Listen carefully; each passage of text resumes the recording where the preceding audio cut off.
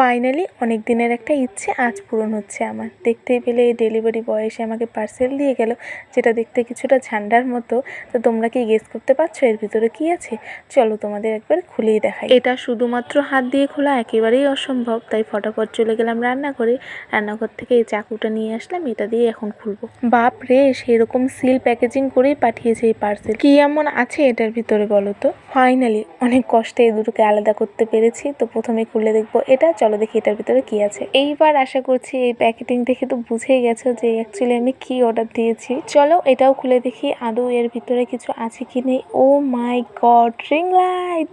আর এটা কি? ও রিং লাইটের তার হবে। তারপরে এগুলো যে কি দিয়েছে, সত্যি এখন আমার এগুলোর বিষয়ে কোনো কিছু জানা নেই। যাই হোক, ওটা পরে দেখে বুঝে নেব। চলো এখন এটা খুলে দেখি কি আর থাকবে এটার ভিতরে, ওই স্ট্যান্ড ছাড়া, তাই না? এখন সব থেকে বড় কথা হলো এগুলোকে ঠিক করে সেট করা, যেহেতু এগুলোর বিষয়ে আমার কিছুই জানা নেই।